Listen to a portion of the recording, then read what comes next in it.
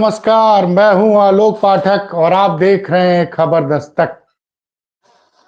योगी आदित्यनाथ की मुश्किलें कम होने का नाम ही नहीं ले रही है। एक तरफ योगी आदित्यनाथ को कल दिल्ली में मुख्यमंत्री के शपथ ग्रहण में दिल्ली नहीं बुलाया गया था। उस वक्त योगी आदित्यनाथ की तरफ यह स्पष्टीकरण दिया गया कि मैं चूंकि राज्य का बजट पेश हो रहा था इसलिए मैं दिल्ली नहीं पहुंच पाया। लेकिन ये आधी खबर थी। आधी खबर ये है कि उसके बाद एनडीए के राज्यों की मुख्यमंत्री और उप मुख्यमंत्रियों की बैठक दिल्ली में आयोजित हुई थी, जिसमें भी योगी आदित्यनाथ उपस्थित नहीं हुए थे। ये बैठक शाम के समय हुई थी। और अब जो असली खबर आ रही है वो ये हो रही कि कल विधानसभा में भारतीय जनता पार्टी के बुंदेलखंड के विधायकों ने एक बैठक की और बैठक करके ये बोला कि हम विधानसभा में बुंदेलखंड को अलग राज्य बनाने की मांग करेंगे। और इस बैठक की तस्वीर आपके सामने लग चुकी है। विधानसभा में इन विधायकों ने मीटिंग करी और मीटिंग करने के बाद यह निर्णय लिया कि इसी विधानसभा सत्र में हम लोग बुंदेलखंड राज्य के लिए विधानसभा में बात रखेंगे अपनी। अब ये सब कब हो रहा है? योगी आदित्यनाथ ने कुछ अवधी, भोजपुरी, बुंदेली और ब्रज भाषा को मान्यता देने का निर्णय लिया था। उसके बाद विधानसभा लिखिए, ये पत्रकार है परवेज अहमद, ट्वीट लग चुका है।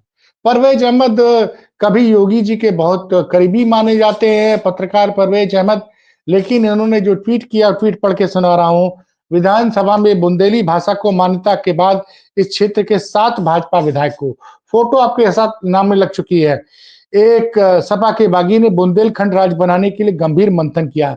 इसमें महोबा सदर के राकेश गोस्वामी, ब्रजभूषण राजपूत, गुड्डू भैया चरखारी, राम रतन कुशवाहा ललितपुर, रवि शर्मा झांसी, जवाहर राजपूत गरौठा, मूलचंद निरंजन माधवगढ़, विनोद चतुर्वेदी काल्पी मौजूद थे। मगर दुर्भाग्यशाली बात यह है कि बाइलक एमएलए बन गए बांदा चित्रकूट भाजपा के विधायक मीटिंग में शामिल नहीं थे। इतिहास सब याद रखेगा, सब कुछ चलता नहीं है।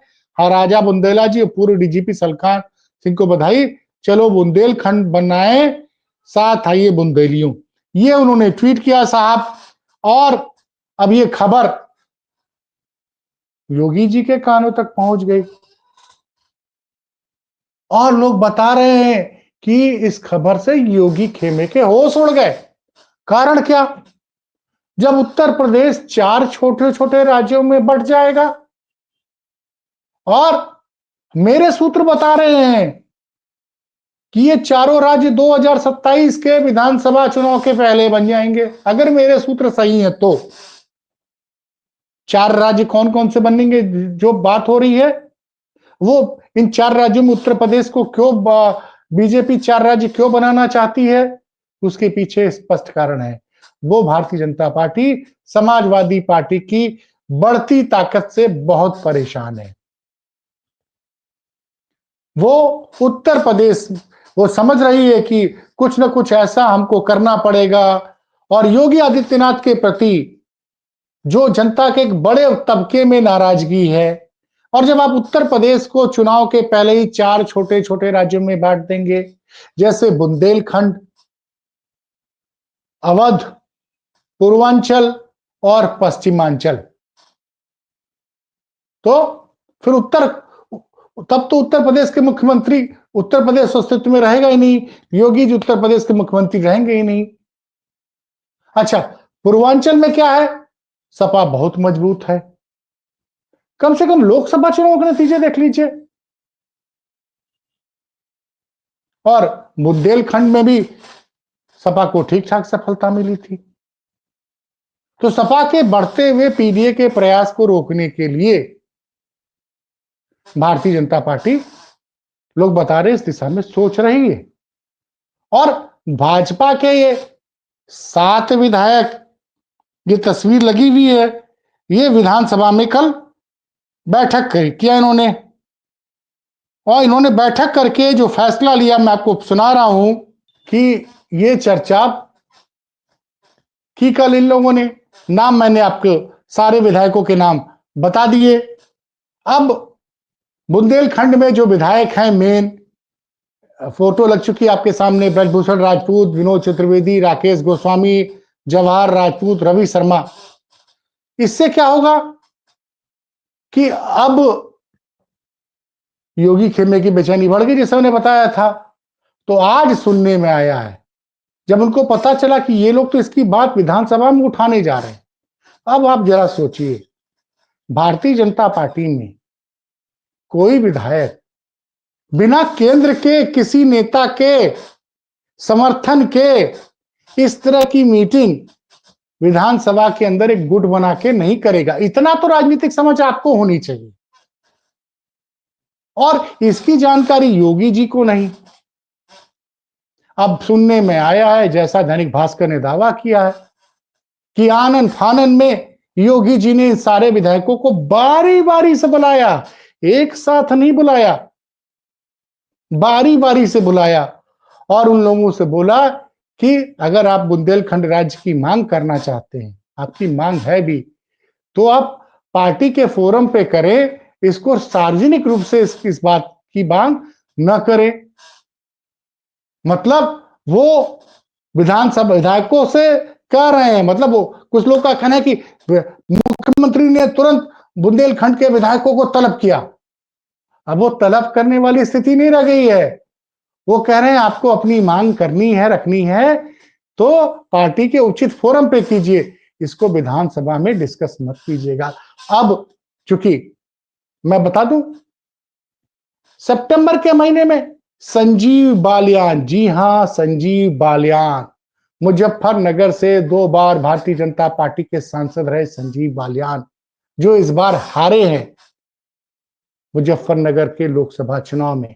और उनको चुनाव हरवाने में कुछ लोगों का आरोप है कि उनको चुनाव हरवाने में योगी के करीबी एक पूर्व विधायक हैं, संगीत सोम का लोग नाम ले रहे हैं।